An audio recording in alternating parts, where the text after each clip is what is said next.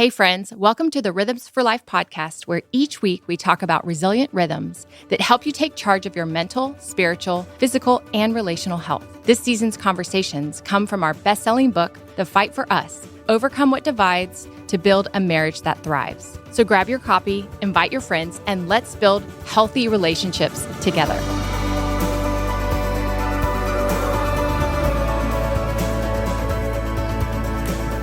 Welcome back. I'm Rebekah. And I'm Gabe. And we're continuing the Fight for Us series on marriage and relationships. And we're so grateful that you're part of this conversation with us. If you didn't listen to the first two episodes, go back and start at the beginning, because this is going to be a journey that we get to go on together as we keep learning about marriage and how to fight for our marriage versus be divided in our marriage. Yeah. So this week we're talking about why marriages should fight, right? Like, we're like, wait, why should they fight? No. I know, that sounds oxymoronic. Well, because the whole title is The Fight for Us, right? We should be fighting for each other, not against each other. Right. But typically we get into a cycle where we fight with each other. Yeah. And I don't know if you could see a chart where it just maps the percentages of time couples are feeling distant from one another, feeling disconnected, feeling like they're in a fight. But I would guess for a lot of couples, it's like half their marriage, right? They go to work upset about something the other person said, or they lose an entire weekend because they haven't been able to resolve something, or they just don't know how to connect. And how much of our marriage life, goes on without that sense of connection, unity, and that feeling that we're all longing for in the committed marriage we have. Right. And so this idea is that we fight because often we say harmful things, then we feel hurt, then we retreat, then we kind of want to self-protect, so we don't even want to tell the other person that we're hurt. It's almost like we need to go self-soothe or something, and then we're like, okay, now I feel a little bit better, but now I'd rather not even talk about it because it might just start a fight again. It'll disrupt it again. Yeah. And I want to keep the peace, right? Right. And we get really used to that, and we get into these patterns that we call the dysfunctional dance. The dysfunctional dance. We're very good at this. we all have them. There's 4 types. And the more we understand which one we tend towards as a couple, and it can change in different seasons, but when we start to identify what is the dance Rebekah and I get into, then it helps us identify it quickly and jump off that dance and resolve it. Yeah, these are 4 conflict patterns, that we just fall into, right? When stress hits, when something is unplanned or unexpected. And it usually is in the transitions for us often when we're in a hurry or rushing.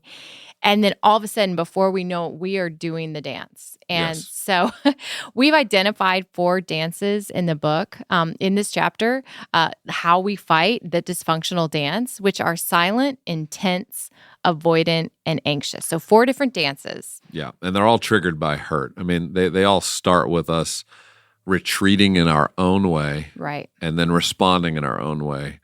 And then beginning some sort of a cycle that continues to be painful and hurtful and doesn't lead to resolution. Right. So this silent one that is triggered by hurt is these small little resentments that are so subtle, right? But because the hurt is there and we don't vocalize the hurt to the other person after a while, we just internalize it. And then we start to shut down. And so this triggering by hurt just means like I have these little hidden resentments that have built up over time that if we're not careful, turn into something massive, which is called stonewalling. And often when there's this elevated fight, the husband will go quiet to de-escalate because he doesn't want to say things or get too big or say something he'll regret. Whereas if the wife stonewalls and shuts down, that's far more dangerous because it means she has shut off her heart or she is in the process of shutting off her heart. And that's pretty serious for women because women have this innate need to, they just care. They can't not care. They care so much. Their intensity is coming after you, Gabe. And my intensity is trying to tell you how much I care. But all it's doing is pushing you away, right? Like I want you to come close and it's pushing you away. And this dance ensues, this silent dance. And men make the mistake of thinking, well, if I just don't talk about it or we don't acknowledge some pain or the ways in which I'm experiencing hurt, then everything will be okay. And we forget that it's not okay, that probably this is building up a resentment that's going to come out. And oftentimes when it comes out, it's in a way that's so unhealthy. It can be Yeah. anger, overreaction, yelling, screaming. Yeah. All kinds of things can happen when you've lived in a silent marriage for so long and then something trips. Yeah. Something breaks the Explodes. silence. And then there's, massive explosion. And so when you identify that style, you want to understand, well, how do we get off that pattern? How do we move into a healthy rhythmic pattern? And the same is true as the other four. Yeah. One of the things I want to point you to, if you're listening to this and you're like, well, that sounds a little bit like me, but I'm not sure it's me, is we have a quiz we've created that's 12 questions. It'll take you about 3 minutes. If you go to RebekahLyons.com/quiz, you can actually quickly take this to identify, are you in a silent dance, an intense dance, an anxious dance, or an avoidant dance? And by identifying that, you start to see, okay, we'll give you some tools. This is how you start to dance in a rhythm that's going to feel great. Right. So that's the first one, the silent dance, whether it's silent treatment and control. You can also move into the intense dance. Some of you, that might resonate for you. It's triggered by anger. This, you're just both, Gabe and I tend to lean into the intense dance. That comes more naturally for our personalities, where we both are very opinionated. We both think we're right. Yeah. We both think it's a moral issue that if we are right, the other must be wrong, versus just, no, it's not right or wrong. It's just different. We have different preferences, but we somehow personalize it and make it like, no, I'm right, you must be wrong, or vice versa. And then it stays loud until one person just decides to stop. It's not fun. It's not good for the kids to hear. It's not good for anyone to be around. Thank the Lord, over the years, we have learned how to stop it sooner when we feel that, brain is going offline. We are just now in attack mode or self-defense.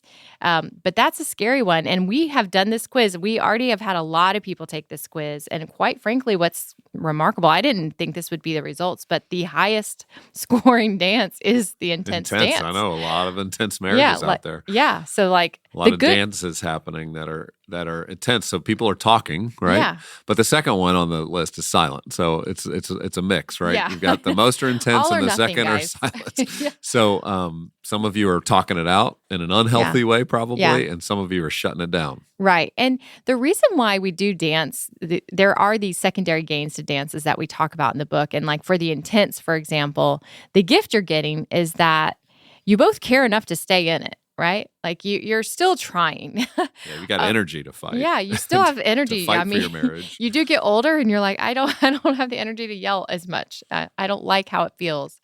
But the third dance then is the anxious. And the anxious is driven by fear. There's an insecurity at the root of that relationship. And we talk about that later in the book too, how we need security and belief. But in this particular dance, there's usually a fear around, am I enough? Does my partner love me? Is there someone else that they engage? There's just a fear that the shoe might drop. Right. And so because there's that underlining insecurity, there's always a little bit of doubt. And so there's hypervigilance attached to that, with questioning, like, where were you and when are you coming home? And walking on eggshells. Yeah. And there's sometimes a codependence that develops in that dance where you are so involved in the other person's world and life and day-to-day rhythms, it can feel a little smothering to one another, and yet that's how you're feeling in control. So that type of dance starts to identify that you probably have some insecurity, and you're looking for your spouse to give you this sense of identity and security, instead of really looking to the better source, which is going to be God, to give you that sense of confidence and security in who you are before Him, but also in your relationship. Yeah, and we've learned with that fear, it really does help to give the fear a name. I have counseled women who are like, I'm afraid my husband will leave me or cheat on me, because maybe that was part of their origin story, or they have a friend of that. For some reason, for them, that's a big thing. I said, well, the minute you can give the fear a name, then that at least gives you the opportunity to go to one another and go like, I don't know why I have this fear. I'm sorry that I'm placing this on you. It gets back to what we just said last week. It's like, if you're not talking about these triggers, you're not healing. You've got to have the safety to be honest, to break this cycle of this dance. And that last dance is avoidant. And the last dance is avoidant. And you might be wondering, what's the difference between silent and avoidant? Well, avoidant is triggered by guilt. And it's almost like you're just working to, you know that you're not fully connected. One partner might be like, I'm avoiding coming home because I know it might be eggshells. It might be, I'm avoiding hard conversations because I don't want to deal with the aftermath. Yeah. You keep everything surface level. Everything's fine. It stays pretty shallow. Yeah, you focus on the children. You kind of keep each other at arm's length because it's just not worth going there. And we all keep busy, but the emotional cost of this one is really high because you don't really ever feel known. You don't express yourself in a way to be known. So you learn to live this life at arm's length with each other. Yeah. And there's a lot of marriages that do that, and it looks, again, on the surface like everything's fine. Yeah, they don't fight. But you're listening now and you're going, but I'm also feeling like dissatisfied. I'm Yeah. not thrilled with where our marriage is at. I feel like there could be more, Yeah. but I'm not sure how to get there. And some of the marriages we've watched that have been married 20 years, 25 years, walk away. And there was never an audible fight that their kids felt or heard or that they even experienced. But what happened is they were avoidant and then they became silent. And that's not good because you're just not expressing yourself to your partner. You're not being honest. You're not known. You're living double lives. You're these dual lives, right? Where you might have your girlfriends and he has his guy friends, and you're finding your intimacy and connection in the relationships outside of the marriage. Yeah. So that's why when the kids leave and the silence, it creeps in, and you're looking at each other. You realize you don't have a whole lot to stand on because you just don't know each other.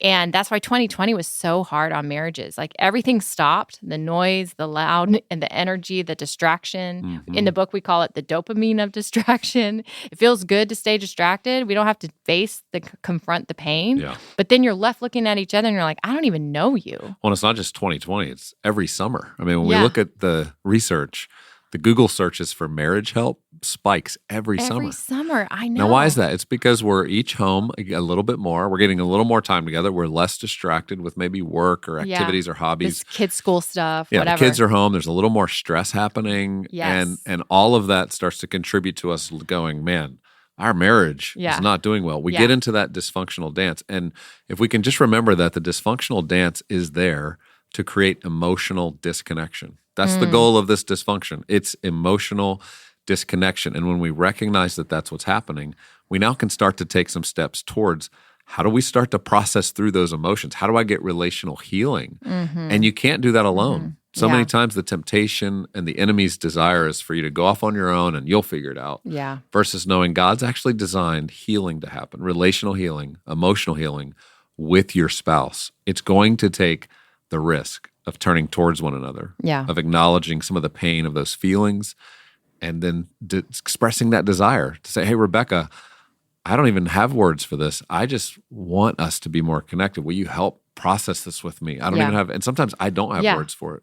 And that just even that vulnerability is Gabe coming toward me and going, hey, we keep fighting. It leaves us both sad and alone. We don't want to do this. We never intend to do this. We wake up with the best of intentions, and yet we're already stepping on each other's toes with some disagreement, partly because there's this low hum that we have not been able to get beyond.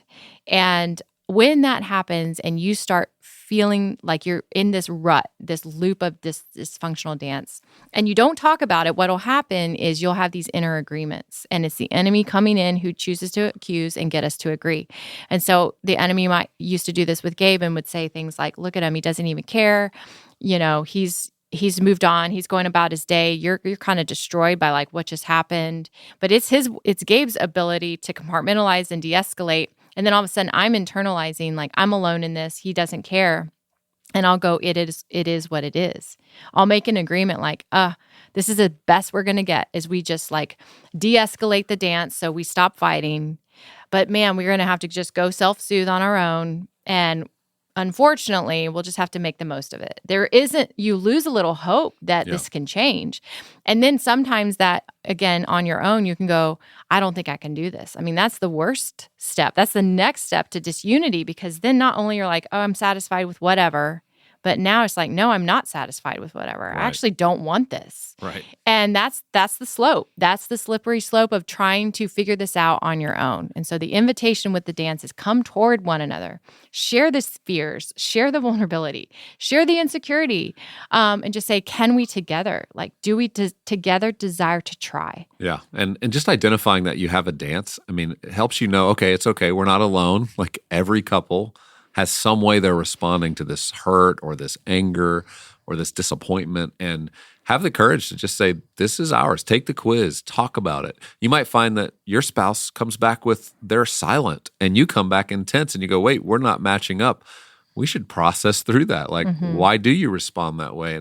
And let this begin a conversation that ultimately leads you towards one another. We cannot heal alone. We need each other to heal. And that's the journey that the Fight for Us is going to take you on, is identifying this. I think, Rebekah, when you've had compassion for me in this and I've had compassion for you, that really looks back and says, look, you're kind of responding out of how you were raised, maybe some of the origin story that you've had growing up that taught you that this is how you fight, or this is why this is so important to you. That compassion becomes a real seed of an opportunity for us to see each other a little differently and have compassion and empathy to start a new kind of conversation. And let's be honest, a lot of couples, they just need to say to each other, let's reset. Can we just reset? Like we're in a cycle that we don't even understand. Our dance is so far off. Like we are stepping on each other every day. We don't even like each other anymore. And sometimes one of you just needs to say with humility, can we have a reset? Yeah. Can we pause? Can we pray? Yeah. Can we ask God to help us? Like we need something to interrupt this. Yes. Yeah. And so we want to invite you on this journey with us, with the Fight for Us, to turn towards one another. So take the quiz, RebekahLyons.com/quiz, but also buy the book, pre-order the book. It comes out next week. It's going to be a great opportunity for you. If you pre-order right now, you can get access to the first 3 chapters. That's going to get you started on this journey. That's going to even give you a few conversations to begin having with your spouse, to start to warm up a conversation where you might say to each other, hey, why don't we, through the end of April, May, into June, let's be really intentional for these next several weeks about our marriage. Let's proactively go into summer instead of reactively go into summer. Let's get strong and resilient before summer hits. And let's begin to have these conversations together. You'll also get access to our Fight for Us Marriage Masterclass. Rebekah and I do 3 sessions where we're really walking you through the things that we've learned about why we fight, and how we can heal and ultimately experience flourishing in our marriage. You can get access to that right away, even before the physical book arrives. And we would just invite you to jump into this journey with us. Invite other people in your small group, in your community that you know could use some encouragement in their marriage. We all need encouragement in our marriages. So invite them to come along with us and be a part of this. And you can learn more about all of this at RebekahLyons.com/marriage.